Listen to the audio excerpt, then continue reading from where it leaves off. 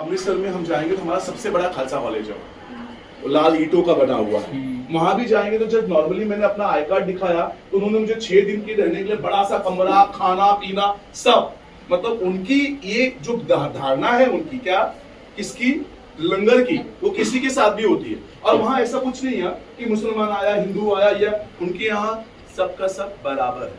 वो कहते हैं गुरु गुरु ही है, वो कोई भी गुरु क्यों ना हो। तो जस्ट ये उनकी कल्पना है, हम उसका अभी स्टार्ट करेंगे।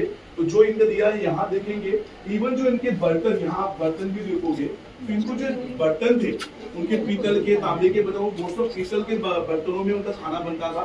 और उन्होंने कभी भी अपने बर्तनों में, हमारे उसमें देखेंगे तो जाति पाति है वहाँ, और वहाँ क्या होता है बर्तन भी अलग, लेकिन इन्होंने क्या होता है बर्तन कॉमन है। जैसे इनके यहाँ कैसे है, अमृत चखना होता है, अमृत बताशे होते हैं, मतलब बताशा, उसमें पानी को मिलाकर कृपान से करते हैं और वो अमृत चखाना, मतलब देन यू बिकम अ सरदार। मतलब उसकी भी स्टोरी कुछ अलग है ना बेटा, क्या है उसकी स्टोरी, कुछ आइडिया है? हाँ, कम यार, बताओ। मतलब जो हम लोग वो अमृत पीते हैं, मतलब उसमें ऐसे रहता है कि मतलब कुछ भी गलत काम नहीं कर सकते, मतलब जैसे हम लोग गाली वगैरह देते हैं, मतलब नॉनवेज वगैरह नहीं, मतलब आपको गुरु की शरण में आने के लिए देन आप अमृत चखते हो, then you are become a that, आपका वो अमृत चख लिया आपने तो हो गया। जैसे हमारे में भी होता है कि जैसे भी ये मुसलमानों में होता है। देखिए ये मुझे लगता है कि रंजीत सिंह जी हैं, पता नहीं अभी यहाँ भी और उसके बगल में बैठे हुए।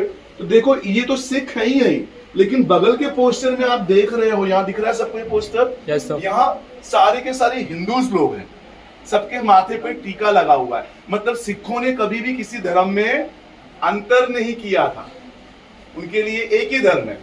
कहते ना, एक क्या कहते हैं, एक ओंकार, मतलब इसका मतलब होता है सिर्फ एक, हम सब एक ही हैं। तो मतलब उन्होंने कभी भी किसी प्रकार में, और इस पोस्टर में आप देखो यहाँ भी दिख रहा है, तो एक आदमी देखो, एक शूद्र है, शूद्र इन द सेंस मैं कह रहा हूँ शूद्र है, लेकिन वो कैसा, उसकी कंडीशन देखो और बाकी लोगों की कंडीशन देखो कैसी है। तो इसमें वो भी बताता है कि इनके नजर में कभी भी कोई भी ऊंच नीच नहीं था। उनके लिए क्या था, हर एक, आप गुरुद्वारा में जाते हो तो वहां खाना लंगर चलता है, तो लंगर को पूछ के नहीं खिलाते हैं, लंगर उनका चलता ही रहता है। और ये गुरु नानक देव जी से शुरू हुआ लंगर की कल्पना।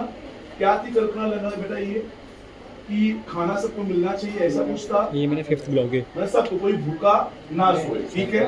उसके बाद हम देखेंगे कि यहाँ जब दूसरे हैं इनकम ना बता, लेकिन देखो ये क्या कर रहे हैं, लोगों में बांट रहे हैं। मतलब उनके पास जो ये राजपुताना है, पीछे देखेंगे पूरे सबके सब राजपुताना है, हम देखने जाएंगे तो सारा का सारा उन्होंने क्या किया, लोगों में बांटना। उसके बाद यहाँ हम देंगे जितने भी इनके यहाँ एक पोस्टर